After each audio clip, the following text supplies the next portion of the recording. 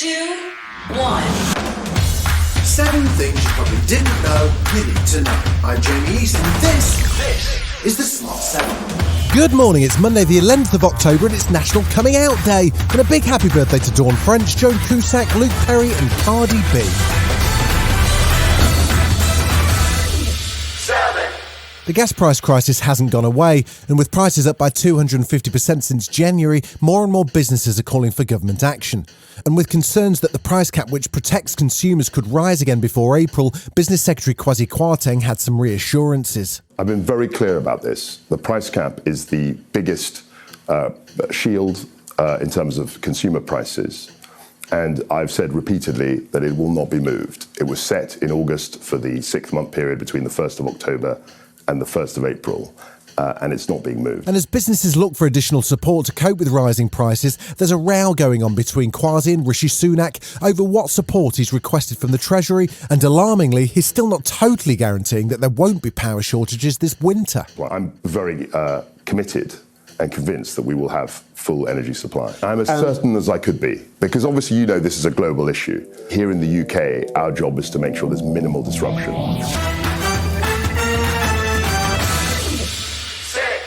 There were 34,574 new cases of COVID-19 and 38 additional deaths yesterday.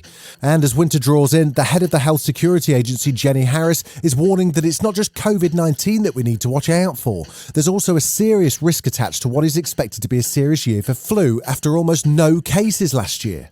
She says that the risk of catching flu and COVID-19 together are potentially life-threatening, and she's urging people to get their flu vaccine as quickly as possible. I think the important thing about this winter is we are likely to see flu for the first time in any real numbers co-circulating with COVID. So the risks of catching both together still remain. And if you do that, then early evidence suggests that you are twice as likely to die from having two together than just having COVID alone. Donald Trump held another rally on Saturday night in Des Moines, where he once again ranted about the big lie that the election was stolen and talked about his new slogan, Make America Great Again. He hasn't yet confirmed that he'll run for election, but actor and director George Clooney spoke to Andrew Marr on Sunday, and he's run out of patience with Donald and his fan club. He was just this knucklehead. I knew him before he was a president. He was just a guy who was chasing girls. Every time you went out, he'd come over and be like, "What's the name of that girl?" That's all he was. And the idea that there's this whole group of people that, that they think he's the champion of, which he certainly can't stand in real life. But he's gonna play this out for a while, and we'll see where we go with it as a country. My hope is we have a little better sense than to do that again. My hope.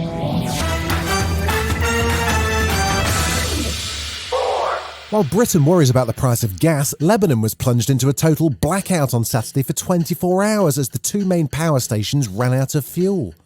The country has been gripped by an economic crisis and fuel shortages combined with high inflation since the beginning of the pandemic, which has led to intense frustration for people on the ground. I'm surprised why the Lebanese people are so silent. Until now, we're sitting in the dark and the officials are enjoying the light and living in abundance. Our people are suffering, our children are getting sick, and there are no places in hospitals while their children are travelling. Why are people so silent? Belle True of The Independent spoke to LBC and says it's impossible to maintain a normal life under these circumstances. If you don't have cooking gas, you can't cook. If you don't have electricity, you can't work. If you don't have electricity, you don't have water.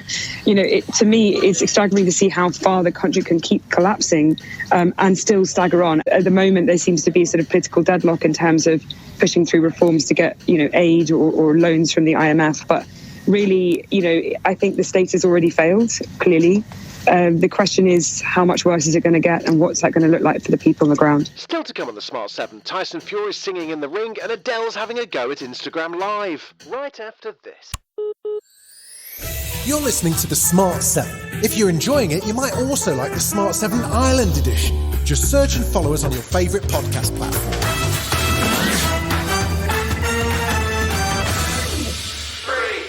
He calls himself the Gypsy King. He's Tyson Fury, and he met Deontay Wilder in the ring for the third time in Vegas on Saturday night.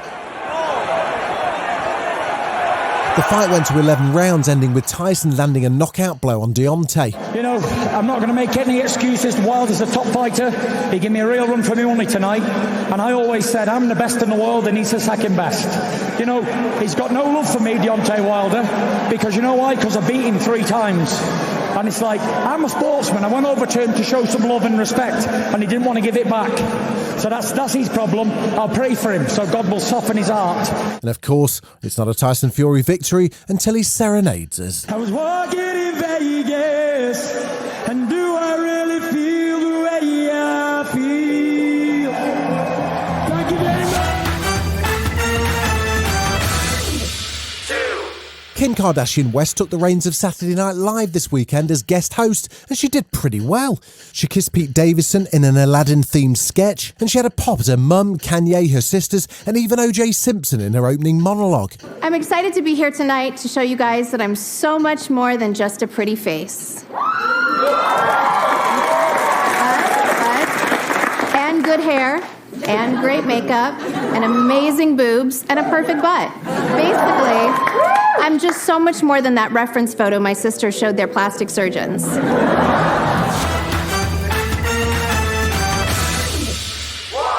The world is readying itself for the return of Adele. Her new album is on the way, and her first single, Easy on Me, is due to drop this Friday.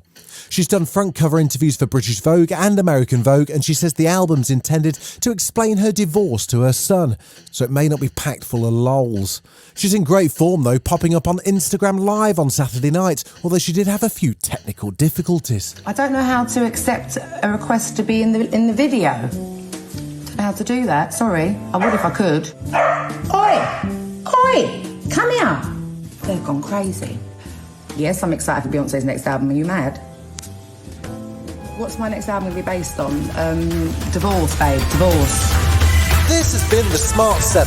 Wherever you're listening, do us a favour and hit the follow button. We'll be back tomorrow at 7 a.m. Have a great day. Written, produced and published by Daft Doris.